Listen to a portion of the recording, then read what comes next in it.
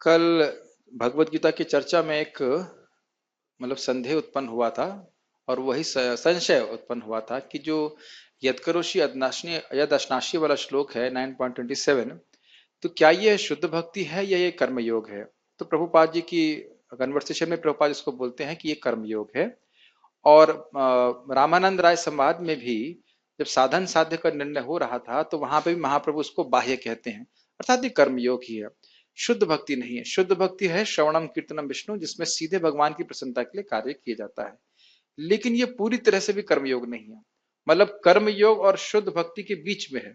क्योंकि कर्मयोग में नित्य जो मतलब जैसे मान लीजिए कोई यज्ञ किया तो उसको भगवान को समर्पित किया जाता है। लेकिन इसमें जो भगवान शिक्षा दे रहे हैं, कह रहे हैं तुम जो कुछ भी करो मुझे समर्पित करो। तो ये भगवत धर्म ही है। लेकिन इसे इसको भागवत में बताया गया है कायेन वाचा मनसा इत्यादि श्लोक से 11:2:36 में। तो लेकिन ये पूरी तरह से शुद्ध भक्ति भी नहीं है, शुद्ध भक्ति या केवला भक्ति नहीं है। लेकिन एक इंटरेस्टिंग पॉइंट ये है कि शुद्ध भक्ति, जो शुद्ध भक्त शुद्ध भक्ति करता है, उसको यह ऑब्स्ट्रक्ट नहीं करती। ये मान लीजिए कोई श्रवण कीर्तन कर रहा है और मान लीजिए जीवन निर्वाह के लिए वो कुछ कर रहा है, तो वह भगवान को समर्पित कर रहा है, वो कर्मयोग भी उतनी मात्रा में कर रहा है, तो वह भक्ति को बाधित नहीं करते। ऐसा नहीं कि वो जप नहीं कर सकता या भागवत नहीं सुन सकता, लेकिन ये भी बहुत प्रभावशाली है। अपने कर्मों को अगर हम भगवान को समर्पित करते हैं तो हम उसके शुभ अशुभ फलों से मुक्त हो जाते हैं। अब आज का श्लोक हम देखते हैं। कृपया आप लोग कोई भक्त माइक पे बोलिएगा। समोहम सर्वभूतेषु समोहं सर्वभूतेषु न मे द्वेषोऽस्ति न प्रियः न मे द्वेषोऽस्ति न प्रियः ये भजन्ति तु मां भक्त्या ये भजन्ति तु मां भक्त्या मयि ते तेषु चाप्यहम्। मयि तेषु चाप्यहम्। भगवान यहाँ कह रहे हैं समो अहम सर्वभूतेषु, सभी जीवों के प्रति मैं सम हूं। न मे द्वेषस्ति न प्रियः, मैं मेरे लिए कोई द्वेष का पात्र नहीं है। ऐसा नहीं है कि मैं किसी से द्वेष करता हूं। जो कदाचित लोग सोचते हैं कि भगवान मेरे शत्रु हैं, वो सोचते ऐसा है, लेकिन भगवान उनके शत्रु नहीं है। क्योंकि जब किसी असुर का भी भगवान वध करते हैं तो उसका भी वह उद्धार कर देते हैं। लेकिन लेकिन कह रहे हैं ये भजन्ति तु माम भक्त्या, लेकिन जो भक्ति भावना से मेरा भजन करते हैं, मयि ते तेषु चाप्यहम, मैं उनमें हूं और वो मुझ में हैं। अब इसका अर्थ टीका में समझाया जाएगा, लेकिन शब्द जो श्लोक है उसका अर्थ समझ में आया। यद्यपि मैं सबके प्रति सम हूं, किसी से द्वेष नहीं करता, किसी से कोई विशेष रूप से मेरे लिए प्रिय नहीं है, लेकिन जो भजन करते हैं भक्ति से, मुझे सुख देने की भावना से, तो मैं उनमें हूं और वो मुझ में हैं। अब दोनों टीकाएं बड़ी सुंदर हैं और उसको बड़े ध्यान देना होगा। और अब तू शब्द को ध्यान में रखिएगा। तू शब्द तीसरी लाइन में दिख रहा है या दूसरी लाइन में, जैसे जिस तरह से लिखा गया है, तो उसको आप ध्यान रखिएगा। इस पे जरूर टीका में बोला जाएगा कि तू शब्द क्यों आया है। तू ऐसे ही जोड़ नहीं दिया गया है, तो इसलिए इसका कारण है। आप हम लोग पढ़ेंगे तो समझ में आएगा। मैं ना तो किसी से द्वेष करता हूं, न ही किसी के साथ पक्षपात करता हूं। मैं सबों के लिए संभाव हूं, किंतु जो भी भक्ति पूर्वक मेरी सेवा करता है वह मेरा मित्र है, मुझ में स्थित रहता है और मैं भी उसका मित्र हूं। उसका अर्थ क्या हुआ कि मैं उसमें आसक्त रहता हूं और वह मुझ में आसक्त रहता है। माता जी को फाइल मिल गया आपको? ठीक। सारार्थ वर्षणी, ये शिला विश्वनाथ चक्रवर्ती पाद की टीका है।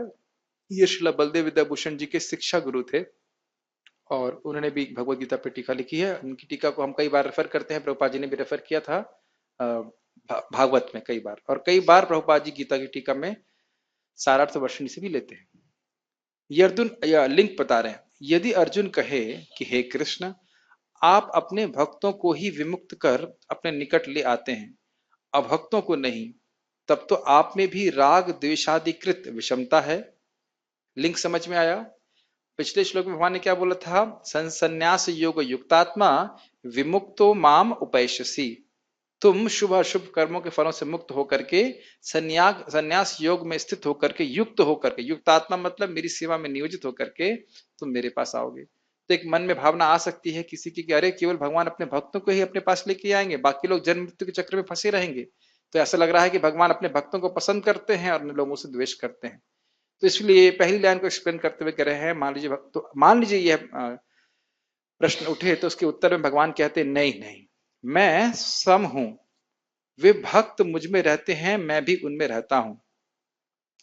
इस व्याख्या के अनुसार भगवान में ही संपूर्ण जगत रहता है और भगवान भी संपूर्ण जगत में रहते हैं, इसमें कोई विशेषता नहीं है। ये लाइन बहुत अच्छी है। अब देखिए, आपको याद हो 9वें अध्याय की शुरुआत में भगवान ने कहा था कि नचमस्थानी भूतानी इत्यादि, सभी जीव मुझ में रहते हैं और मैं सब में रहता हूं। तो ये कोई विशेष बात नहीं है। अगर भगवान यहां कह रहे हैं कि मैं अपने भक्तों में रहता हूं और भक्त मुझ में रहते हैं, अगर उसका अर्थ उस तरह से लिया जाए जैसे भगवान ने 9वें अध्याय में पहले बोला था कि सभी जीव मुझ में रहते हैं और मैं उनमें रहता हूं, अगर उस भाव ने उस तरह से अर्थ लिया जाए तो यह कोई विशेष बात नहीं है। तो इसका अर्थ यह नहीं लेना चाहिए। समझ पा रहे हैं मेरी बात? इसका अर्थ क्या है वो देखिए आगे। अतः ये यथा माम प्रपद्यन्ते ताम तथैव भजाम्य हम, अर्थात जो जिस भाव से मेरी शरण ग्रहण करता है मैं भी उसी प्रकार उनको भजता हूं। इस कथानुसार भक्तगण जिस प्रकार मुझ में आसक्त रहते हैं मैं भी उसी प्रकार आसक्त होकर उनमें वर्तमान रहता हूं, ऐसा समझना चाहिए। समझ में आ रहा है आपको बात? ये नहीं सोचना चाहिए कि जैसे जी सारे जीव तो भगवान में हैं और भगवान सभी जीवों में हैं, तो है ही, उसमें कोई बड़ी बात नहीं है। तो आपने स्पेशल क्या कह दिया कि मेरे भक्त मुझ में रहते हैं और मैं अपने भक्तों में रहता हूं। तो कहने का अर्थ ये नहीं है कि जिस तरह से अन्य जीव भगवान में रहते हैं ना, यहां इसका अर्थ यह है कि जिस प्रकार से भक्त मुझ में आसक्त रहता है उसी प्रकार से मैं भी भक्त में आसक्त रहता हूं। अब इसका अर्थ क्या समझ लेना चाहिए कि जैसे कोई अगर कृष्ण को स्वामी मान रहा है तो कृष्ण भी उसको अपना दास मानते हैं। अगर कृष्ण को अपना सखा मान रहा है तो कृष्ण भी उसको अपना सखा मानते हैं। अगर वात्सल्य रस में यानी 4 प्रकार के रस है अपना अपना बेटा मान रहा है तो कृष्ण भी उनको अपना माता पिता मानते हैं। समझ रहे हैं? या अपना प्रेमी मानता है तो वह कृष्ण भी उस प्रकार से उसी प्रकार से आसक्त होते हैं। ये आसक्त होने का अर्थ समझ में आ रहा है? जिस प्रकार से भजन करता है मतलब जिस भाव में भगवान का भजन भक्त कर रहा है उस भाव का आदान प्रदान भगवान करते हैं। यह नहीं सोचना चाहिए कि केवल बस भगवान में है और भगवान उसमें है, यह नहीं लेना चाहिए। वो तो है ही सभी जीवों के प्रति, चाहे भजन करे या ना करे। क्या ये सूक्ष्म बात आपको समझ में आ रही है? मोहित प्रभु समझ में आ रही है? बहुत टफ हो रहा है। Good boy. अब जो दृष्टांत दे रहे हैं ये बहुत सुंदर है, बहुत ध्यान पूर्वक सुनिए इसको। इस विषय में कल्प वृक्षादि के दृष्टांत को आंशिक ही समझना चाहिए।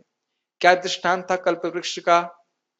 भगवान को एक की उपमा कल्प वृक्ष से दी जाती है कि जो व्यक्ति कल्प वृक्ष के पास जाता है उसकी जो इच्छा होती है कल्प वृक्ष उसको वह दे देता है। इस कारण से कल्प वृक्ष में कोई विषमता नहीं है। अगर कोई आम मांग रहा है तो आम दे रहा है, कोई तरबूज मांग रहा है तो तरबूज दे रहा है। तब ये नहीं कह सकते कि कल्प वृक्ष विषम है, क्योंकि कल्प वृक्ष सबकी इच्छा के अनुसार दे रहा है। ये बात समझ में आ रही है? तो भगवान की समता को समझाने के लिए बताई गई थी बात। ये बात क्लियर है? लेकिन कोई भी उपमा भगवान को पूर्ण तरह से समझा नहीं सकती। अब इसको देखिए, मैं खाली आपको उपमा समझाई थी, अब देखिए क्या बोल रहे, बहुत सुंदर टीका। वस्तुतः इसमें कहा गया मैं, क्योंकि जो फल की आकांक्षा से कल्प वृक्ष के आश्रित होते हैं वस्तुतः वे कल्प वृक्ष में नहीं उसके फल में आसक्त होते हैं। तो यहाँ पे क्यों उपमा आंशिक हुई? क्योंकि जो भक्त भगवान का आश्रय लेते हैं वह केवल संसार मृत्यु के चक्र से छूटने के लिए आश्रय नहीं ले रहे हैं, वे भगवान में आसक्त होते हैं। जो भगवान से प्रेम चाह रहा है, जो भक्त हैं जो भगवान से प्रेम चाह रहे हैं, तो प्रेम चाहने का अर्थ क्या हुआ? वो भगवान को ही चाह रहे हैं। क्या ये बात समझ में आ रही है? क्लियर है? तो ऐसा कल्प वृक्ष संग लोग नहीं करते हैं, वो कल्प वृक्ष से कुछ चाहते हैं। लेकिन बहुत सूक्ष्म बात है, जब भक्त भगवान से चाहता है कि भगवान आपके चरणों में प्रेम हो, तो वो क्या चाह रहा है? वो भगवान को ही चाह रहा है। समझ रहे? ओके। कल्प वृक्ष भी अपने आश्रित के प्रति आसक्त नहीं होता है और आश्रित से वैर रखने वाले के प्रति भी द्वेषी नहीं होता है। ये बात समझ में आई? जो कल्प वृक्ष की आश्रय ले रहे हैं उसके प्रति उसका कोई प्रेम नहीं होता है, जो वस्तु मांगता है वो दे देता है। लेकिन भगवान की जो भजन करते हैं, भगवान उनके प्रति वात्सल्य से युक्त रहते हैं। अंतर समझ में आ रहा है? यहां तक कि भौतिक इच्छा से आने वाले भक्त को भी भगवान बड़े प्रेम से देखते हैं। जैसे आप लोगों ने याद हो 7वें अध्याय में बोला था भगवान ने, चतुर्विधा भजन्ते माम जरा सुकृत अर्जुन, उसके बाद वो क्या बोलते हैं, उदारा सर्व एवेते, सब सभी बड़े उदार हैं, तो भगवान उनको सराहना करते हैं। अंतर समझ रहे हैं? ओके। और बड़ी इंटरेस्टिंग बात है कि जो भगवान का आश्रय ले रहा है, अगर कोई उससे बैर करता है तो भगवान उससे बैर भी करते हैं। उससे पहले क्या बोल रहे हैं, मुझे, मैं किसी से द्वेष नहीं करता, लेकिन अगर कोई भक्त से द्वेष करता है तो भगवान उससे उसको बैर रखते, उसको मारते भी। क्या कल्पवृक्ष इस प्रकार से करता है? कल्पवृक्ष ऐसा नहीं करता। लेकिन यह भगवान की, ऐसा नहीं सोचना चाहिए कि भगवान में कोई दोष है। हम फिर से रिपीट करेंगे, भगवान का अपने भक्तों के प्रति वात्सल्य, यह उनकी स्वरूप शक्ति से उद्भूत होने वाला गुण है। ये उनका गुण है, ये उनका शाश्वत अलंकार है, ना कि कोई दोष है। ये स्वाभाविक भी है। जैसे कि एक प्राइम मिनिस्टर सभी के प्रति सम है, लेकिन अपने बच्चे से विशेष प्रेम करता है। अगर कोई बच्चे को दोष, मतलब कुछ मारेगा, स्वाभाविक है कि उसका वो दंड देगा उसको। ठीक है। किंतु भगवान भक्तों के वैरी को अपने हाथों से हनन करते हैं। ये भी इंटरेस्टिंग है, दूसरे के द्वारा नहीं मरवाते, खुद मारते हैं। छोटा सा मैं पास टाइम सुनाऊंगा आपको इस संबंध में। शायद आप लोग, बहुत सारे लोग इस कथा को जानते होंगे। एक बार अकबर से बीरबल ने पूछा कि भगवान को आने की क्या जरूरत है, वो तो शक्तिशाली है, सब कुछ कर सकते हैं अपने संकल्प से, भक्तों को भी बचाने के लिए भगवान को आने की क्या जरूरत है? तो बीरबल ने कहा, ठीक है, मैं समय आने पे आपको उत्तर दूंगा। तो एक बार उनने जानबूझ करके अकबर के बच्चे के जैसी डॉल बनवाई, देखने में बच्चे जैसी बिल्कुल लग रही थी, और उसको लेकर के अपनी गोदी में लिए हुए थे उसको। और अकबर यही सोचे थे कि मेरा बच्चा बीरबल के हाथ में है, और वह उसको लेकर के नदी में जा रहे थे। और अकस्मात बीरबल ने उस डॉल को, गुड़िया को पानी में फेंक दिया। तो अकबर विचार भी नहीं किया कि बच्चा है, गुड़िया, तुरंत कूद गए। ध्यान दीजिएगा, ऐसी गुड़िया होती है। यहाँ बलराम हॉल में एक भक्तों ने नाटक किया था, एक बच्चे की गुड़िया लेके आए थे, बिल्कुल लग रहा था कि बच्चा ही है। एकदम बड़ा होता है, इस तरह गुड़िया बना सकते हैं लोग। तो ऐसे कर दिया। तो अकबर ये नहीं सोचे कि, अकबर ने ये सोचा नहीं कि अरे तट पे तो मेरे सैनिक हैं, वे बचा लेंगे, या बीरबल बचाएगा, या कुछ होगा, तुरंत पानी में कूद गए। और फिर जब उसे निकाल के लाए तो क्या देखा, अरे तो गुड़िया है। तो बीरबल ने पूछा कि अरे आप ऐसे कैसे तुरंत कूद गए, सैनिक थे, मैं था, सब कुछ था। तो कहते नहीं नहीं, मुझे लगा मेरा बच्चा है। इसीलिए भगवान आते हैं। समझ में आया? तो भगवान अपने भक्तों के उद्धार के लिए, क्योंकि भक्तों से प्रेम होता है, इस कारण से आते हैं। और आपको याद हो प्रहलाद महाराज के प्रसंग में, नरसिंह देव से भगवान विष्णु से जब देवता लोग कंप्लेन करने के लिए गए थे हिरण्यकश्यप की, तो उन्हें यही बोला था कि जब मेरे भक्त प्रहलाद के प्रति वो अपराध करेगा तब मैं अवतरित होऊंगा और उसको मार दूंगा। भगवान को पता थी ये बात। बाय द वे, जैसा कि भगवान ने प्रहलाद के उद्देश्य से कहा है, जिस समय हिरण्यकश्यप प्रहलाद के प्रति द्रोहाचरण करेगा, द्रोह आचरण समझते हैं, द्रोह करेगा, दुश्मनी करेगा, मारेगा, उस समय ब्रह्मा के वरदान से शक्तिशाली होने पर भी मैं निश्चय ही उसका विनाश करूंगा। ये बहुत सिद्धांत हमें सीखना होगा कि कोई व्यक्ति महान हो भी क्यों ना, और उसे बहुत आशीर्वाद प्राप्त भी क्यों ना हो, लेकिन महद अतिक्रम, किसी महान भक्त का अपराध होगा तो वो सारे आशीष विफल हो जाते। ठीक है। कोई कोई तुकार का, तुकार मतलब जो तू शब्द आया है उसका भिन्न उपक्रम से ऐसी व्याख्या करते हैं, मतलब एक अर्थ और लेते हैं तू का। भक्त वात्सल्य लक्षण रूप वैषम्य मुझ में ही विद्यमान है, एवं वह सर्वदा भूषण स्वरूप है, कभी दूषण स्वरूप नहीं है। समझ में आया? इसका अर्थ ये है कि भक्त वात्सल्य, भक्तों के प्रति प्रेम के कारण भगवान में विषमता दिखती है, कि वह अपने भक्तों के वैरियों से द्वेष करते हैं। ये विषमता भगवान में ही दिखती है।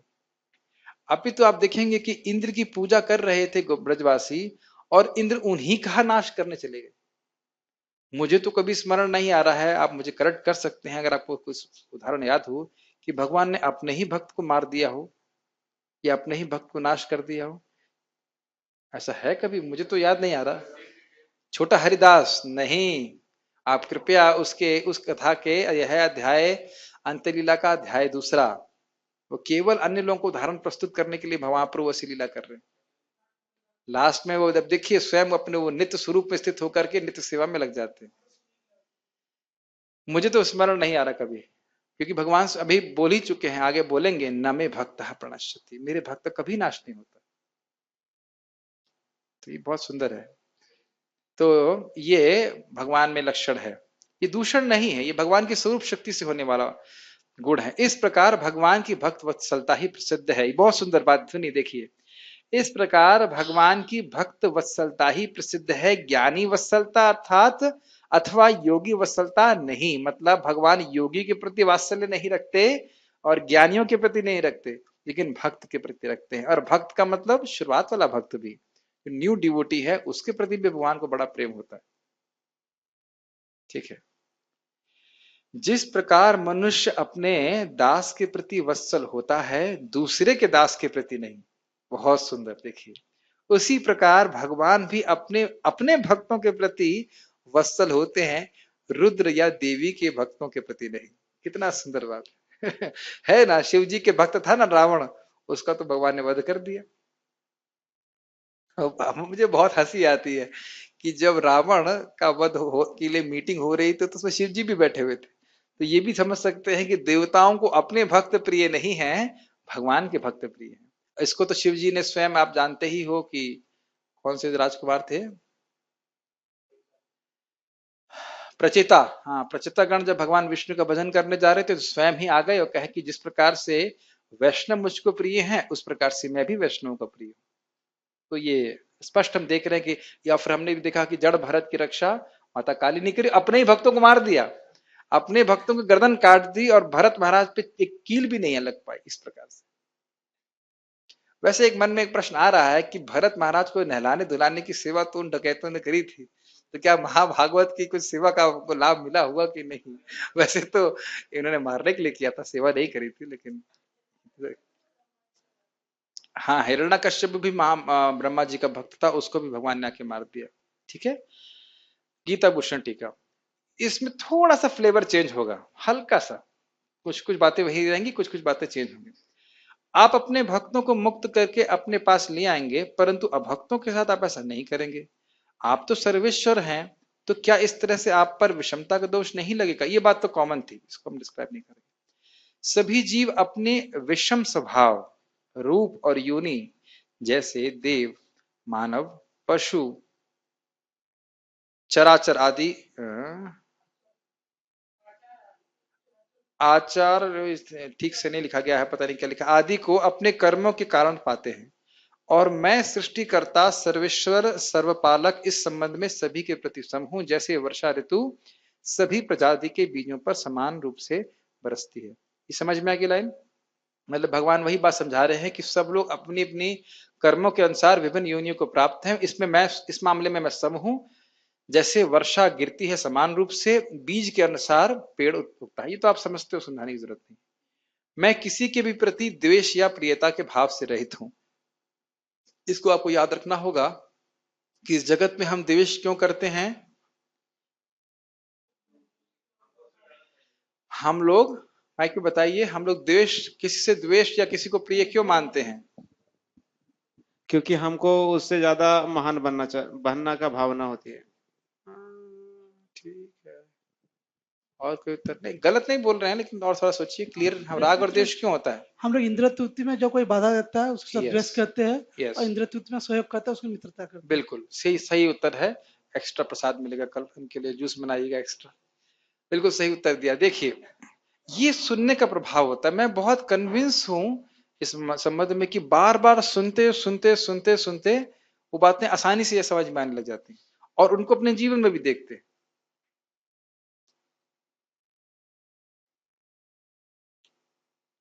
आज एक बड़ी सुंदर घटना हुई। जैसे आज हमारे डिवोटी जो हमारे लिए प्रसाद बनाते हैं, तो उनसे इडली कच्ची रह गई, लेकिन मुझे इतनी प्रसन्नता हुई कि किसी एक भक्त ने भी निंदा नहीं करी। ठीक है, उसको नहीं खा सकते क्योंकि हमारा पेट खराब हो जाएगा। मैं बहुत प्रसन्न था, एटलीस्ट मेरे कान में किसी भी भक्त के द्वारा उस भक्त की निंदा या गुस्सा नहीं हुआ। क्योंकि हम जानते हैं उनका उद्देश्य कच्चा बनाना नहीं था। भले ही हमारे कोट एंड कोट इंद्रिय तृप्ति में बाधा आई, लेकिन भक्त लोग सहन कर लिए। ठीक है, नहीं इडली खा ली, राइस खा ली, कोई बात। आज में बहुत ध्यानपूर्वक देखिए, हम सोचेंगे कि पैसे से तरबूज खा लेंगे, खा पाए आज हम लोग? देख लीजिए, सोचेगा कि पैसा होगा तो हम तरबूज खा लेंगे, है ना, पैसा होगा तरबूज खरीद लेंगे। हाँ आपका भाग कैसा था? लेकिन मैं खाली ये बोल रहा हूं कि एक भी भक्त ने नहीं किया। ये सहनशीलता हमें डेवलप करना चाहिए, ये ऐसा होगा। मुझे बहुत अच्छा लगा ये।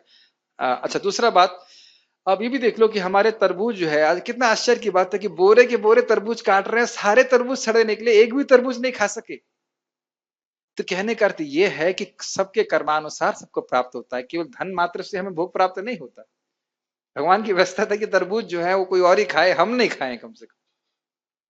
तो खैर, बात हम ये कर रहे थे, अपने कर्मानुसार व्यक्ति अपने को विभिन्न भोग प्राप्त कर रहा है, उसको प्राप्त है, और इसमें भगवान सभी के प्रति सम है, जैसे वर्षा। ठीक है। तू शब्द भक्त और अभक्त के मध्य अंतर प्रदर्शित कर रहा है। तो देखिए, अब तू का अर्थ, तुकार का अर्थ चक्रवर्ती बात थोड़ा सा अलग तरह से लिए, और यहाँ पे तू शब्द जो है ये भगवान दिखा रहे, तू मतलब लेकिन अपने भक्तों के प्रति। तो तू शब्द भक्त और अभक्तों को अलग कर रहा था। आप देख सकते हैं एक ही श्लोक को दो आचार्य अलग अलग तरह से समझा रहे हैं, कोई विरोधाभास नहीं है, उसको अलग अलग एंगल से देख रहे हैं। यद्यपि मैं सभी के प्रति सम हूं, अब देखिए स्पष्ट कर रहे हैं, फिर भी जो श्रवण आदि के द्वारा मुझे प्रसन्न करते हैं वे मुझ में ही निवास करते हैं, क्योंकि उनका मेरे प्रति आकर्षण होता है। कभी आपने सोचा कितना बड़ा सूत्र प्राप्त हो रहा है? भगवान को प्रसन्न करने के लिए कोई भी और अधिक कुछ ना कर सके, केवल सुन रहा है। प्रभुपाद जी तात्पर्य बड़ा सुंदर लगते हैं कि भगवान को हम पढ़ने के द्वारा सेवा कर सकते हैं, उनके बारे में सुनने के द्वारा सेवा कर सकते हैं, उनके द्वारा उनके बारे में बोलने के द्वारा सेवा कर सकते हैं, कुछ भी नहीं है तो। और अद्भुत बात यह है कि श्रवण कीर्तन सबसे प्रभावशाली भक्ति है, सबसे प्रभावशाली भक्ति। इसीलिए प्रभुपाद जी कहते हैं केवल बैठने मात्र से प्रगति होती है। श्रवण, और श्रवण का अर्थ समझ लीजिए, श्रवण का अर्थ है कानों से भगवान के जो नाम रूप गुण लीला है वो स्पर्श करे। इसमें मन का की बात नहीं आ रही है कि आपका मन जो है मतलब समझे उसको, बुद्धि समझे, वो आगे की बात है। केवल कान से स्पर्श कर जाए तो। ये भक्ति स्वामी सिंधु में इसका वर्णन किया गया। समझ रहा है इसका मतलब? समझ रहे हैं इसका मतलब यह कि मान लीजिए मैं अभी हैब्रू में बोलना चालू कर दूं भगवान की महिमा, और आप लोग बैठे रहें, लेकिन मैं अगर प्रामाणिक रूप से उर्दू बोलूं या कुछ और बोलूं और जो आपको ना समझ में आए तो भी प्रगति होगी, और अगर समझ में आए तो फिर तो कहना ही क्या। समझ में आ रहा? ठीक। तो जो प्रभुपाद जी इसको बोलते हैं कि जब कोई व्यक्ति भगवत गीता पढ़ता है, तेषम ज्ञानी नित्य युक्ता पे बोलते हैं कि जो कोई व्यक्ति भगवत गीता पढ़ता है तो भगवान बड़े प्रसन्न होते हैं। क्यों प्रसन्न होते हैं? कहते हैं अरे कोई तो इस जगत में भी गीता पढ़ता नहीं है, ये देखो मेरा बच्चा गीता पढ़ रहा है। Krishna becomes extremely please. भगवान बड़े प्रसन्न होते हैं, अरे मेरा नाम जप कर रहा है, अरे मेरे बारे में पढ़ रहा है, सुन रहा है, इस प्रकार से बहुत प्रसन्न होते हैं भगवान। और स्वाभाविक रूप से जो भगवत गीता सुनना चाहता है, कीर्तन करना चाहता है, उसका भगवान के प्रति आकर्षण है, तभी तो वैसा करना चाहता है। तो यही आकर्षण प्राप्त करने की और बढ़ाने की तरीका। यद्यपि मैं भगवान हूं, यस प्रभु, मुझ में यही तो बात है। मुझ में निवास करने का मतलब है कि भगवान, अच्छा चलिए ऐसे समझिए, माइक दीजिए प्रभु जी को। नहीं, आप ही के संग घटित नहीं होता, सबके संग होता है। क्या कभी आपका किसी से झगड़ा हुआ है? मतलब नहीं प्रभु जी, मैं तो सबके प्रति सम हूं। नहीं, झगड़ा तो हुआ है। हुआ है। जब झगड़ा होता है तो आप किसका स्मरण करते हैं? क्या उत्तर है? डिपेंड करता है, मतलब स्मरण मान लीजिए अभी झगड़ा हुआ तो तुरंत उसके बाद आप स्वाभाविक रूप से कृष्ण का स्मरण करना चालू करें। हाँ, सही होता है ना? नहीं, फील्डिंग लगानी। किसका स्मरण करते हैं बताइए? नहीं, आप ही घटित नहीं, सबके ऊपर होता है। किसका स्मरण करते हैं? कोई शक्तिशाली व्यक्ति होता है तो उसका स्मरण करते हैं, ताकि थोड़ा सा।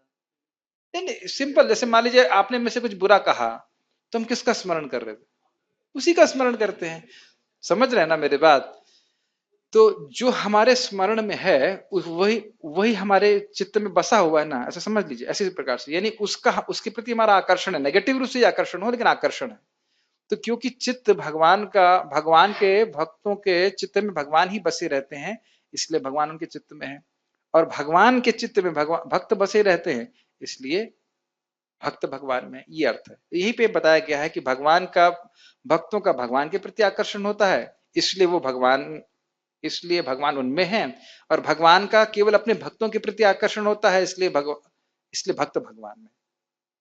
समझ में आया?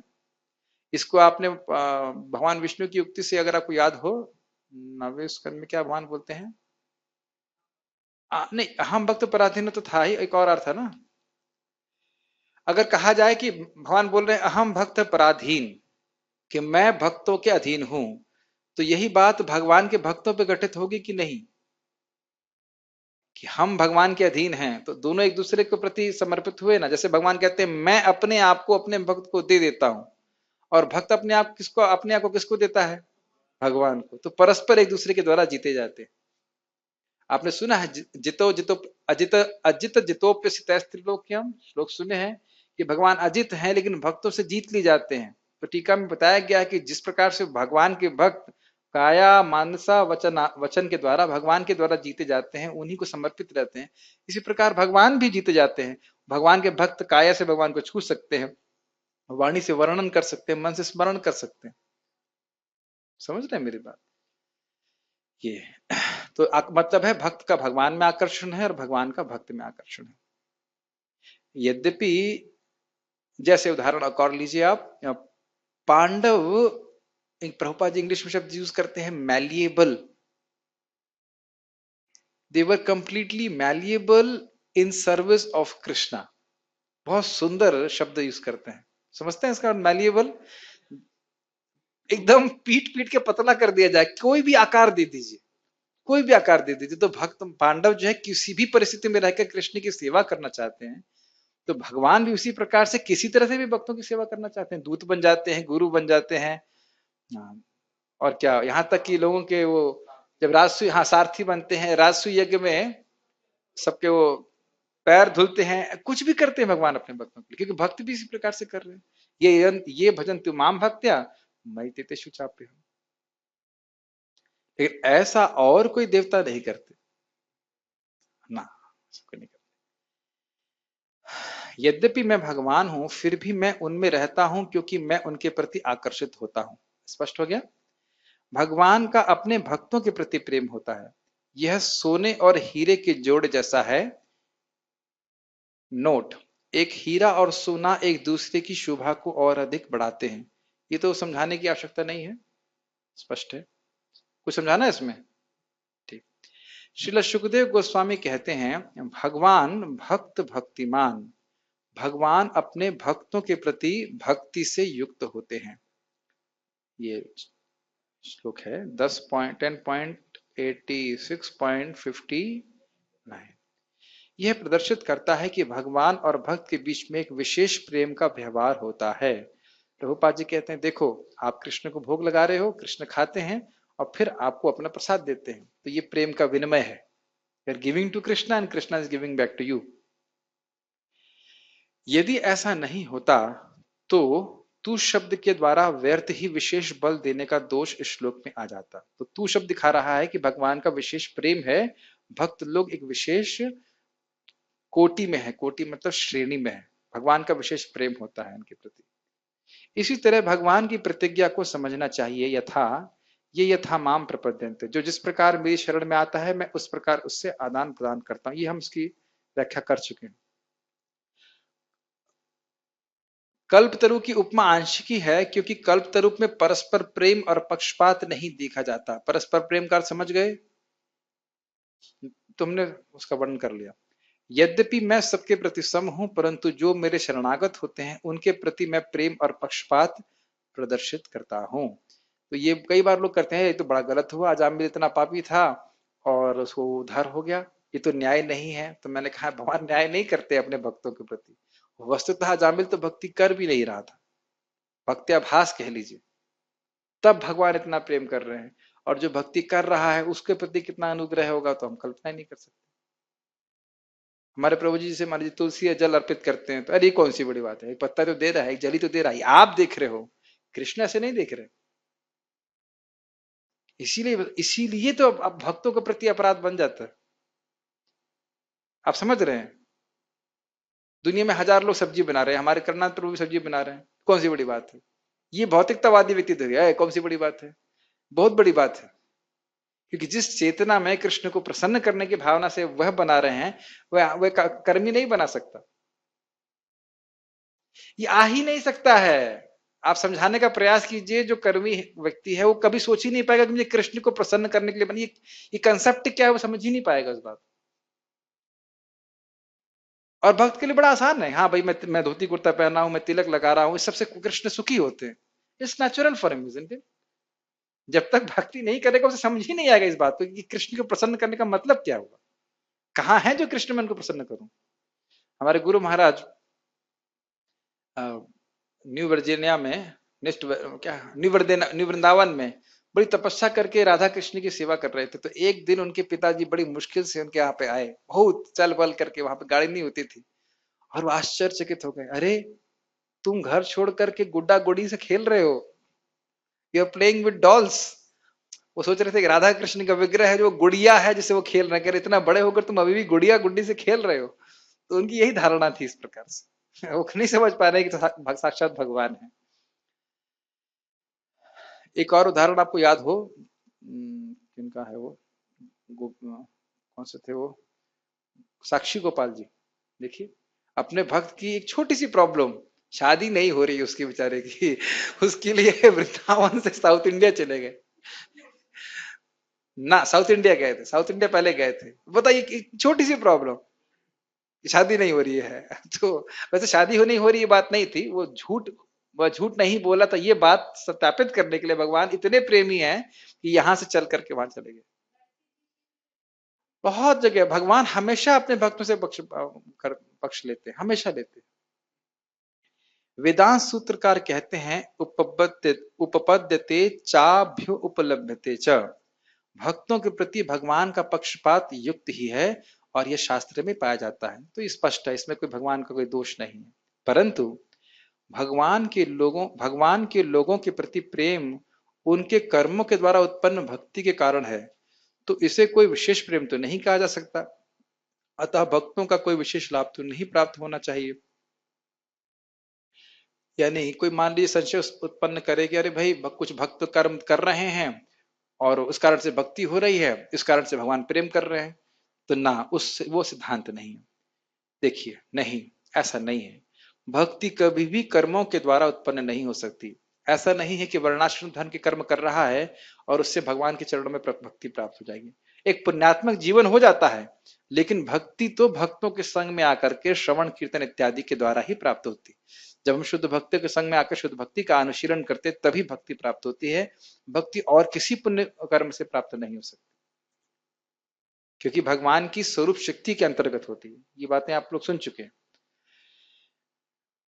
देखिए लिखा है, यह भगवान की स्वरूप शक्ति की वृत्ति है। श्रुति भी कहती है, सचिदानंदईक रसे भक्ति योगे तिष्ठति, भगवान का वह आध्यात्मिक ज्ञान आनंद रूप भक्ति योग में स्थित होता है। मतलब भक्ति इस भगवान की स्वरूप शक्ति की वृत्ति है, इसका जब आश्रय व्यक्ति लेता है तो भगवान के सच्चिदानंद स्वरूप का वह अनुभव साक्षात्कार कर सकता है, अन्यथा वह और किसी भी तरीके से, न कर्मयोग से, न ज्ञान योग से, न अष्टांग योग, किसी से भी नहीं कर सकता। ये सब तो केवल, कल एक भक्त बोल रहे थे कि ये अलग अलग लेवल है, हमने कहा ना, कर्मयोग, ज्ञान योग, अष्टांग योग ये उच्चतर पहाड़ियां हैं, लेकिन भक्ति योग सोने के पहाड़ है। समझ में आया? हम लोग पढ़ चुके हैं इस बात को, एकदम अलग ही चीज है, ये अलग धारा ही है बिल्कुल। हाँ, कौन सा सोना? मतलब गोल्ड। व्यक्ति को यह सोने का पहाड़ जहां पे सोना चाहिए नहीं नहीं नहीं, व्यक्ति को यह भी नहीं कहना चाहिए कि भक्तों के प्रति पक्षपात गुण भगवान के स्वरूप से उत्पन्न होता है, इसलिए भगवान में ही दोष है, क्योंकि भगवान का यह गुण सभी गुण में सर्वश्रेष्ठ के रूप में ही प्रशंसनीय है। अब देखिए उसी बात को थोड़ा सा ट्विस्ट करके बोल रहे हो, हल्का सा अलग तरह से बोल रहे हैं कि कहो कि अच्छा तो ठीक है भगवान में राग द्वेष नहीं है, और ये जो भगवान का अपने भक्तों के प्रति पक्षपात है यह स्वरूप शक्ति से व्यक्ति हो रहा है, तो उसका मतलब स्वरूप में ही दोष है। नहीं, ये भगवान का अलंकार है, आभूषण है कि भक्तों से वो प्रेम करते हैं। तात्पर्य पढ़िए अनुपम कृष्ण प्रभु। यस प्रभु। माइक दीजिए प्रभु जी को, या कॉर्डलेस है तो कॉर्डलेस दे दीजिए। मुझे लास्ट 2 पैराग्राफ्स फिर से थोड़ा एक्सप्लेन कर दीजिए, मतलब क्या चीज? since the Lord has affection for people whose devotion arises according to their karmas. देखिए, कोई व्यक्ति कहेगा कि हाँ भाई कोई कर्म कर रहा है तो भगवान उसके प्रति अच्छे कर्म कर रहा है तो भगवान उसके प्रति प्रेम कर रहे हैं, ऐसा मान लीजिए संशय उत्पन्न करे कि हाँ वो सोच रहा है कि भक्ति भी एक प्रकार का कर्म है। अगर वह इस प्रकार का संशय उसके मन में हो, प्रस्तुत करे तो ना ना ना ना, भक्ति जो है वो कोई कर्म नहीं है। जैसे हम लोग बोलते हैं, दुनिया में सब लोग बोल रहे हैं, लेकिन हरे कृष्ण बोलना ये कोई सामान्य बोलना नहीं है, ये भगवान की भक्ति है। भगवत गीता की चर्चा कर रहे हैं तो अब उसमें हम शब्द ही इस्तेमाल कर रहे हैं, लेकिन यह शब्द दिव्य है क्योंकि ये भगवान का गुणगान है। तो भगवान की दैवी प्रकृति के आश्रय में हम इस प्रकार से कार्य कर रहे हैं। समझ रहे हैं भाई? यहाँ पे भी फूल दिए जा रहे हैं, आरती दी जा रही है, घी दिया जा रहा है, देखने में भौतिक वस्तुएं लग रही हैं, लेकिन नहीं, वो भगवान सारा कुछ स्वरूप भगवान की स्वरूप शक्ति के अंतर्गत संपादित हो रहा है।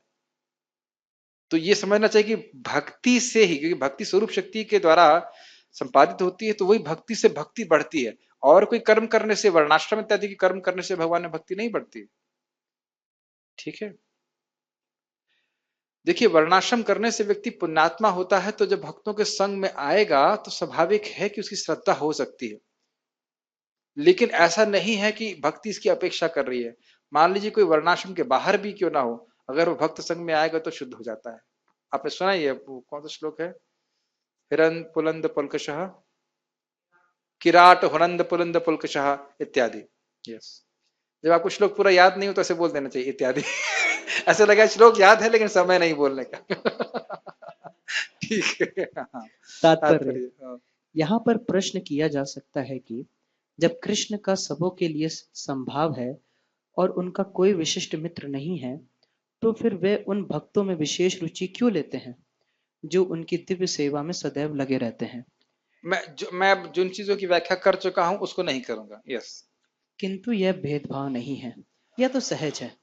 इस जगत में हो सकता है कि कोई व्यक्ति अत्यंत उपकारी हो, किंतु तो भी वह अपनी संतानों में विशेष रुचि लेता है।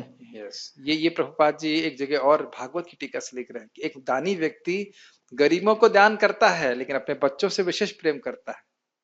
बहुत सुंदर टीका है। यस, भगवान का कहना है कि प्रत्येक जीव चाहे वह जिस योनि का हो उनका पुत्र है, अतः वह हर एक को जीवन की आवश्यक वस्तुएं प्रदान करते हैं।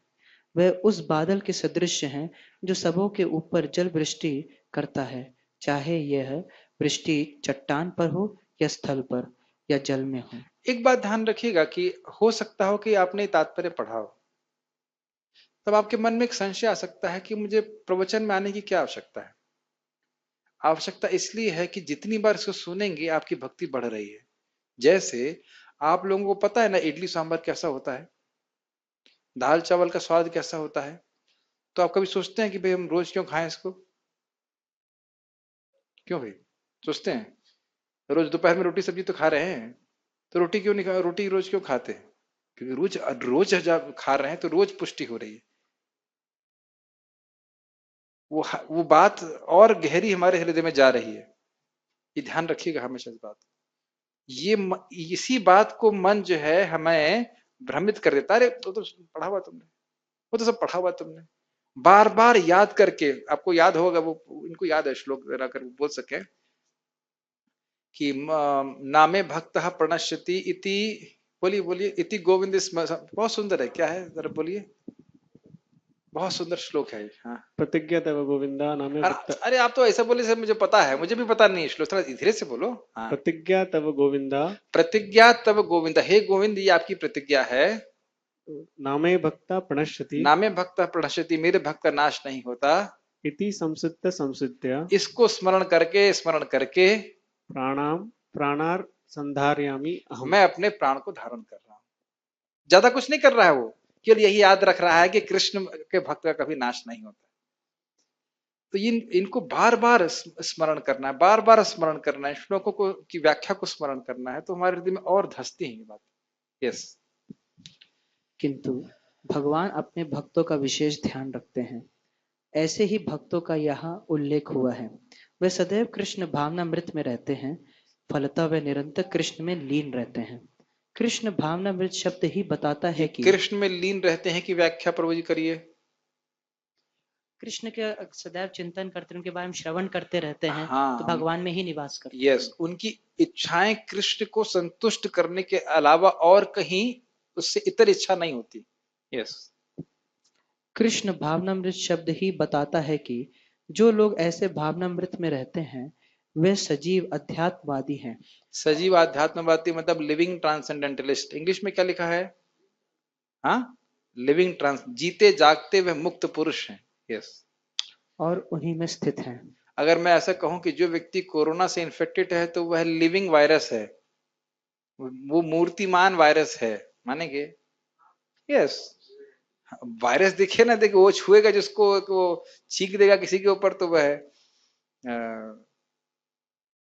उसको वायरस मिल जाएगा। क्या है, हम लोग बोलते हैं ना, जहारा निकट गेले पापा दूरे जाए तो ये होता है कि नहीं, जिसके निकट आते ही वायरस लग जाएगा, उसी तरह वैष्णव के पास जाने से हमारे सारे पाप नष्ट हो जाते हैं। यस, भगवान यहाँ स्पष्ट रूप से कहते हैं मई ते, अर्थात वे मुझ में है, फलतः भगवान भी उनमें है।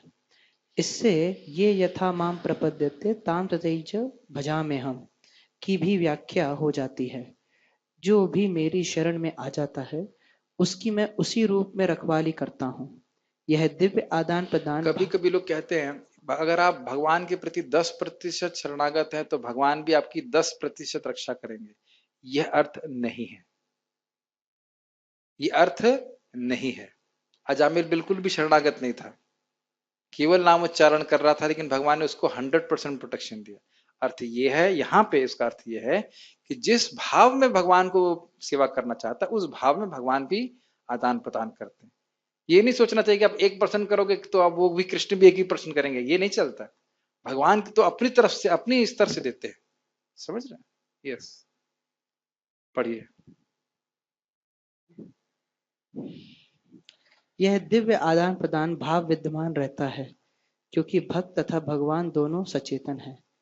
जब हीरे को सोने ये लाइन की आपको समझ अंगूठी, में आई? प्रभुपाद जी बहुत सुंदर तत्पर कर रहे हैं। कभी कभी हम भूल जाते हैं कि कृष्ण सचेत हैं, या कहेंगे बहुत ही कम याद आता है कि कृष्ण सचेत हैं।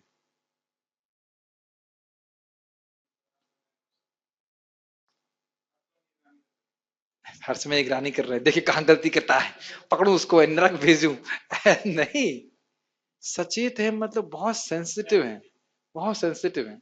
और सेंसिटिव भी हैं, देखो कुछ लोग सेंसिटिव होते हैं तो मतलब बड़े टची होते हैं, बहुत जल्दी बुरा मान जाते हैं, लेकिन Krishna is very sensitive in the sense कि अपने भक्त के बड़े बड़े अपराध को भी वो नहीं देखते, और थोड़ी सी सेवा अगर करता है तो उसको बहुत मानते हैं। इस तरह से सेंसिटिव है, बहुत प्रेम करते हैं भक्तों से। ये बात हमने इससे पहले भी एक बार बताई थी आप लोगों को। वीर राघवाचार्य जी कहते हैं कृपण वत्सल का अर्थ क्या है, कि अगर उसके विपुल अपराध भी क्यों ना हो, बहुत सारे अपराध हों, लेकिन थोड़ा सा सेवा का लेश मात्र हो, तो भी कृष्ण उस पर कृपा करते हैं, उससे प्रेम करते हैं, थोड़ा सा भी सेवा की भावना हो। और अगर बहुत सेवा की भावना हो फिर तो कहना ही क्या। पढ़िए। यस, जब हीरे को सोने की अंगूठी में जड़ दिया जाता है तो वह अत्यंत सुंदर लगता है। इससे सोने की महिमा बढ़ती है, किंतु साथ ही इस हीरे की भी महिमा बढ़ती है।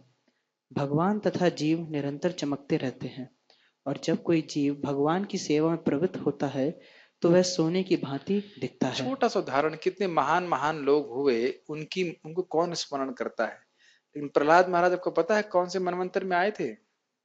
छठे मनवंतर में, छठे मनवंतर में आए थे, और आज भी हम प्रहलाद महाराज के बारे में सुनते हैं। ये मत सोचिएगा कि इस मनवंतर में या पिछले त्रेता युग में हिरण्यकशिपु इत्यादि आए थे ना, छठे मनवंतर में प्रहलाद महाराज आए थे। प्रतिपाद बात को बताते हैं, और आज भी हम उनके बारे में सुनते हैं। क्या आपको आश्चर्य नहीं लगता? क्या कह रहे हैं? ये अच्छा प्रश्न है, क्या छठे मनवंतर से होली चल रही है? ठीक है कोई बात, ठीक ठीक ठीक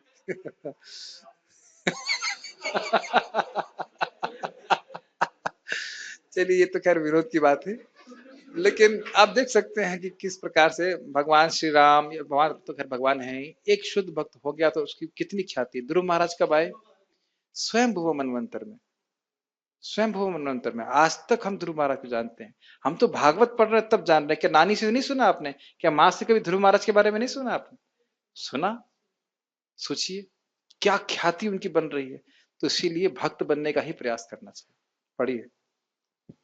मैं ये बात क्यों बोला? कोई जो भक्त बना तो उसकी ख्याति भगवान की तरह हमेशा विद्यमान रहती है। हनुमान जी की ख्याति, तो मैं जब तक स्मरण कर रहा हूँ प्रलय तक कब तक रहेगी? मैं चिरंजीवी है, उनकी ख्याति कुछ भगवान ने वरदान दिया कि इस समय तक तब तक हमारी ख्याति बनी ही रहेगी, ऐसा कुछ है। पढ़िए। भगवान हीरे के समान है, अतः यह संयोग अत्युत्तम होता है। शुद्ध अवस्था में जीव भक्त कहलाते हैं। परमेश्वर अपने भक्तों को के भी भक्त बन जाते ये सब हैं। हमने व्याख्या कर ली है। यस, यदि शुद्ध अवस्था में मतलब मूलतः हर जीव भगवान का शुद्ध भक्त है। आप सब लोग हैं, मैं भी हूं। नहीं डाउट है आपको? अपनी व्याख्या कर रहे हैं, अपना अपना गुणगान कर, नहीं, हम सभी लोग मूलतः भगवान कृष्ण के दास हैं। बस भूल गए हैं, बीमारी से ग्रसित हैं। अगर हम भक्ति करते रहे, और ध्यान दीजिएगा ये जीवन में पकड़ के चलिए, सबसे महत्वपूर्ण है श्रवण कीर्तन। हमारे चित्त पे सीधे कार्य करने वाला, इसको कॉम्प्रोमाइज कभी नहीं करना चाहिए। ये सबसे महत्वपूर्ण सेवा है। मैं बार बार रिपीट कर रहा हूं, और वही लोगों को समझ में आएगा जो श्रवण कीर्तन करने के लिए आते हैं। तो श्रवण नहीं करते उनको ये मालूम ही नहीं चलेगा कि श्रवण सबसे महत्वपूर्ण है ना। जो लोग भगवान के बारे में नहीं सुन रहे हैं उनको कभी मालूम नहीं चलेगा कि श्रवण करना सबसे महत्वपूर्ण है। ये प्रॉब्लम है। और सॉल्व कैसे होगी? हो ही नहीं पाएगी, तो सुनेंगे ही नहीं, और उनको मालूम चलेगा नहीं कि श्रवण सबसे महत्वपूर्ण है। बिकॉज भक्ति में एटीट्यूड ही सारा सारा गेम करते, सारा एटीट्यूड एक गेम है। और किस प्रकार से हमारा मनोवृत्ति होती है वह हमारे श्रवण पे निर्भर करती है। पढ़िए। प्रभु जी, कोई भी एक अंग को व्यक्ति पकड़ ले तो उसी से उसका सिद्ध हो सकता है ना? ना यहाँ ना भी, सॉरी, ना भी, और हाँ, कभी हाँ कभी ना। ये पिक्चर का नाम था वैसे। अगर हमको नामापराध के बारे में कभी नहीं बताया जाता तो क्या हम प्रगति करते? नहीं नहीं, कोई भी अगर अंग ले एक ले, जैसे मान सेकंड, ली किसी को अर्चना रिलैक्स रिलैक्स रिलैक्स। यह आप प्रश्न क्यों कर रहे हैं? नहीं, उत्तर दीजिए, आप उत्तर दीजिए, क्योंकि तभी समझ में आएगा कि मैं क्या कहना समझ चाहता रहा हूँ। आप ये कहना चाहते हैं कि ये चीज कैसे मैं सुन के? हूं। यस। तो यानी कि श्रवण जो है वह सभी भक्तियों का आधार है। अगर मैं कहूं कि यादवपति प्रभु आपको रोज तुलसी और जल देना है, अगर इन्हें सुना नहीं है इस बात को कि तुलसी जल देने मात्र से कृष्ण अपने आप को दे देंगे, तो आप कहेंगे अरे मैं दुनिया में बहुत सारे कार्य कर सकता था, ये मुझे यही कार्य मिला है कि तुलसी और पत्ता और पानी पे मैं नहलाता रहूं। बिना शास्त्रीय श्रद्धा के, बहुत ध्यान पूर्वक सुनिए, शास्त्रीय श्रद्धा भक्तों के संग में शास्त्र सुन करके ही आती है। और यदि हम नहीं सुनते हैं तो श्रद्धा धीरे धीरे लुप्त हो जाती है। जैसे हम खाना नहीं खाते तो हमारी शक्ति धीरे धीरे कम होती जाती है। प्रभुपाद जी इसको कहते हैं, अगर आप श्रवण कीर्तन नहीं करोगे तो आपको लगेगा अरे श्री विग्रह मेरा गल का गृह हो जाएगा, मतलब गले का बोझ हो जाएगा। तो श्री विग्रह श्रद्धाय सेवन, श्रद्धाय सेवन कहा गया है, केवल सेवन नहीं कहा गया। श्रद्धाय सेवन से मतलब ये कृष्ण है, कृष्ण का मैं सेवा कर रहा हूं, पत्थर की सेवा नहीं कर रहा हूं। समझ में आ रहा है? जैसे हम लोग बोल रहे थे कि ये कौन है, तो उंगली को ऐसे पीछे रखे हुए थे, क्योंकि वो भगवान है, ऐसा आप उंगली नहीं कर सकते। Does it make sense? नहीं समझ में आ रहा? जूता लेके क्यों नहीं घुस रहे मंदिर में? क्या दिक्कत है? घरों में तो घुसते हैं, मंदिर में क्यों नहीं घुस रहे? सुना है हमने। दरवाजा खटखटा के क्यों घुसते हैं? तो अब देखिए बहुत सारे अपराधों से हम बचते हैं सुनने के द्वारा। तो बिना सुने किसी भी अंग में निष्ठा नहीं हो सकती, हो ही नहीं सकती। एक बार कृतु प्रभु से पूछ रहे थे भक्त, हम लोग वहां थे अजमेर में, एक माता जी उनकी शिष्या होंगी, वो पूछी हमारा 16 माला नहीं हो पाया है तो हमें क्या करना चाहिए, सुनने आना चाहिए कि जब करना चाहिए? तो कहते सुनोगे, सुनोगी तो करोगी, सुनोगी नहीं तो करोगी भी नहीं।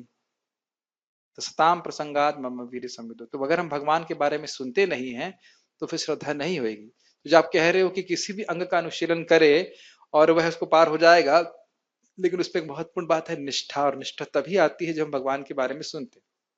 इसीलिए प्रभुपाद जी कहते हैं कि श्रवण जो है वह सभी भक्तों का, सभी भक्तियों का आधार है। जैसे इस बिल्डिंग, यहाँ पे बहुत सारी बिल्डिंग खड़ी हुई हैं, लेकिन सभी का आधार क्या है? पृथ्वी है। पृथ्वी ही नहीं रहेगी तो बिल्डिंग का आधार नहीं रहेगा। ऐसे ही प्रश्न प्रभुपाद जी से किया गया था, तो हमने स्पष्ट कई बार मैं बोल चुका हूँ। एक माता जी प्रश्न कर रही हैं कि ये माता जी कह रही हरे कृष्णा करेंगी और हम सुन आपकी पुस्तकें नहीं पढ़ेंगी। तो प्रभुपाद जी ने कहा कि आप तीसरी अवज्ञा कर रहे हो, गुरु की अवज्ञा कर रही हो, नामापराध करोगे तो प्रगति कैसे होगी? और खुद आप सोचिए कि हमें आज तक कुछ भी सुनने के लिए नहीं मिलता, तो हमारी भक्ति का क्या स्तर होता? कुछ भी इंप्रूवमेंट नहीं होता, कुछ भी इंप्रूवमेंट नहीं होता। तो इसलिए श्रवण ही सभी भक्तियों का आधार है। यस। क्योंकि जो लोग बोल नहीं पाते, हाँ, जो लोग गूंगे होते हैं वो बहरे भी होते हैं, क्योंकि वो सुनते नहीं तो बोल नहीं पाते। तो वो जो आप बोल रहे हो बिना सुने कुछ होता नहीं है। नहीं तो नहीं, प्रश्न क्या है आपका? प्रश्न ये है कि बिना सुने, मतलब बता रहा हूँ मैं, प्रश्न हाँ, नहीं बिना है। सुने भगवान के बारे में कुछ ज्ञान नहीं हो भगवान भी और सकता। वैसे भी बिना सुने सुने कुछ नहीं हो भगवान के सकता। प्रति मति परिवर्तित नहीं होती है। तो बार बार इसको आप श्रीमद् भागवत में सुनिए। भक्त्या श्रुत ग्रहीतया पश्यन्ति आत्मानि चात्मानम भक्त्या श्रुत ग्रहीतया। भगवान को ही अपने हृदय में देखता है। कैसे? भक्ति के द्वारा। वो कैसी भक्ति है? प्रगाढ़ भक्ति है, श्रुत ग्रहीत है, शास्त्र को सुन करके बिल्कुल पक्की हो गई। इसलिए अगर हम भक्ति में स्थिर रहना चाहते हैं तो कृपया अपने जीवन को ऐसे फिक्स कीजिए, अपने अथॉरिटीज को ऐसे बोलिए कि मुझे श्रवण कीर्तन का मौका मिले, नहीं तो दुर्गति होगी। मैं और कुछ शब्द इस्तेमाल नहीं कर सकता। दुर्गति। एटीट्यूड बहुत महत्वपूर्ण होता है, बहुत महत्वपूर्ण होता है। मैं तो ऐसा अथॉरिटी हूं ही कि आप लोगों की श्रवण कीर्तन के बारे में व्यवस्था रखने का प्रयास करता हूं, लेकिन अन्यथा कभी किसी और अथॉरिटी के अंडर में भी रहें तो यही हमारी सेवा का पुरस्कार है। बहुत अच्छा बात बोले थे एक बार, हमारा आईटी में एक डिवोटी आए थे, गौर सुंदर प्रभु कहे कि ये सेवा का, आपकी सेवा का पुरस्कार है कि श्रवण में रुचि है कुछ। और प्रभुपाद जी इस बात को यमुना माता जी को बोले, शुद्ध भक्त उनको बोले। एक दिन वह लाइफ मेंबरशिप बनाने के चक्कर में क्लास में नहीं आई, तो उन्होंने कहा क्या हो गया, क्यों नहीं आया? ऐसे कुछ बता रही थी, कह रही थी कि तुम ये सब करती रहोगी, अगर श्रवण कीर्तन नहीं करोगे तो तुम कर्मी बन जाओगी। एकदम रिकॉर्डेड स्टेटमेंट्स हैं प्रभुपाद जी। तो इसलिए किसी भी भक्ति को आश्रय लेंगे सब ठीक है, लेकिन श्रवण के बिना कोई भी भक्ति में श्रद्धा की कमी हो जाना स्वाभाविक है। तो इसलिए श्रवण बहुत महत्वपूर्ण। जब इस प्रकार से, अभी आप 10वें अध्याय को भी बोलेंगे, क्यों भगवान अपनी विभूति बता रहे हैं? जब इन विभूतियों को भक्त सुनता है तो उसका भक्ति में उद्दीपन होता है, उसको प्रेरणा मिलती है भक्ति करने की, मुझे कृष्ण का भजन करना है। क्या इस श्लोक को देख करके आपको भक्ति करने की इच्छा नहीं होती? स्वाभाविक सी बात है। तो इसलिए हमेशा ध्यान रखें दिव्य नाम और दिव्य ज्ञान। अब प्रभुपाद जी से प्रथंग स्पंद में कहते हैं मंदिर में सेवा करने से भी प्रगति होती है, लेकिन एक्सेलरेशन होता है। एक्सेलरेशन समझते हैं आप? स्पीड तेज हो जाती है अगर भगवान के बारे में श्रवण कीर्तन करते हैं। तो श्रवण कीर्तन की जितनी महिमा भागवत में है उतना और किसी भी अंग की महिमा नहीं कही गई। ये मेरा वक्तव्य नहीं है, आप उसको आप कृपया प्रथम स्कंद के दूसरे अध्याय को देखिएगा। केवल श्रवण कीर्तन को ही रखे हुए। और महाप्रभु भी कहे थे, क्या है श्लोक को आप बताओ? ज्ञाने प्रयास मुदपस्य नमंत एवा जीवंत सन्मुखरितम भवती वार्ताम स्थाने सुतः श्रुतिगताम तनवांग मनोभि ये प्रायशो जितो जितो प्रसिद्ध त्रिलोक्यम। तो इसको महाप्रभु ने कहा एत है, ये श्रवण कीर्तन जो है ये साधन है। हाँ ये है, इसको आप ठीक कह रहे हैं। इस प्रकार से वहीं पे महाप्रभु ने स्वीकार किया। तो श्रवण कीर्तन के बिना बाकी सारी भक्ति में कोई उतना ठीक से नहीं हो पाती भक्ति। ये आप प्रैक्टिकली देखेंगे कि जो लोग श्रवण कीर्तन में कमजोर होते हैं फिर उनकी थोड़ी दिक्कत होती है। हाँ ये हो सकता है कि वो आकर भक्तों के संग ना सुन रहा हो, वो खुद से पढ़ रहा हो या कोई और प्रवचन सुन रहा हो, लेकिन वस्तुतः भक्तों के बीच में जो चर्चा होती है वही सबसे अधिक शक्तिशाली होती है। ऐसे तो हम सुने भी, जब भक्तों का संग नहीं है तो हम अपने से भी सुने, लेकिन एक क्या कहते हैं उसको, बहाना नहीं कर लेना चाहिए कि भाई हम कीर्तन तो रिकॉर्डिंग सुन ही लेंगे, हमको साथ में भक्तों का कीर्तन करने की क्या जरूरत है। लेकिन प्रसादम के समय तो ऐसा नहीं कहते। प्रसादम के समय तो नहीं कह रहे एफएम पे भेज दिया जाएगा या व्हाट्सएप से भेज दिया जाएगा तो उसको हम देख लेंगे, सुखी हो जाएंगे। ठीक है। यदि भगवान तथा भक्त में आदान प्रदान का भाव ना रहे तो सगुणवादी दर्शन ही न रहे। मायावादी दर्शन परमेश्वर तथा जीव में मध्य ऐसा आदान प्रदान का भाव नहीं मिलता। ये लाइन समझने वाली है। वो चाहते हैं भगवान में लीन हो जाएं, ना हमें भगवान डिस्टर्ब करे ना हम भगवान को डिस्टर्ब करें, है ना। ब्रह्म में लीन हो जाए, ना हम उनकी सेवा करें ना वो हमारी सेवा, ना हमको सेवा दें ना हम सेवा करें, कोई दिक्कत। यस। किंतु सगुणवादी दर्शन में ऐसा होता है। प्रायः यह दृष्टांत दिया जाता है कि भगवान कल वृक्ष के समान है और मनुष्य इस वृक्ष से जो भी मांगता है भगवान उसकी पूर्ति करते हैं। किंतु यहाँ पर जो व्याख्या दी गई है वह अधिक पूर्ण है। यहाँ पर भगवान को भक्त का पक्ष लेने वाला कहा गया है। इसकी व्याख्या हो चुकी है। यस। यह भक्त के प्रति भगवान की विशेष कृपा की अभिव्यक्ति है। भगवान के आदान प्रदान भाव में को कर्म के नियम के अंतर्गत नहीं मानना अब चाहिए। आप देख रहे हो प्रभुपाद जी टीका से ले रहे हैं कि नहीं दे रहे हैं, दिखाई पड़ रहा है। ऐसा नहीं सोचना चाहिए कि कोई कर्म अच्छे कर्म कर रहा है तो भगवान उससे प्रसन्न हो जाते हैं, ये ध्यान देना चाहिए। न प्रिय मतलब कोई अच्छे कर्म कर रहा है तो भगवान उसे प्रिय हो जाएगा, ऐसा नहीं है। जब तक भक्ति नहीं करेगा वो भगवान के प्रेम को या वात्सल्य का अनुभव नहीं कर पाएगा, वात्सल्य का कृपा पात्र नहीं बन सकता। यस। यह तो उस दिव्य अवस्था से संबंधित रहता है जिसमें भगवान तथा उनके भक्त कर्म करते हैं। भगवत भक्ति इस जगत का कार्य नहीं है। यह तो उस अध्यात्म का अंश है जहाँ शाश्वत आनंद तथा ज्ञान का प्राधान्य रहता है। मतलब ये भगवान की स्वरूप शक्ति का वृत्ति है। कोई प्रश्न है? ओके, चलो स्टॉप हियर। श्रीमद् भगवद गीता की जय, श्री प्रभुपाद की जय। ओ हाँ,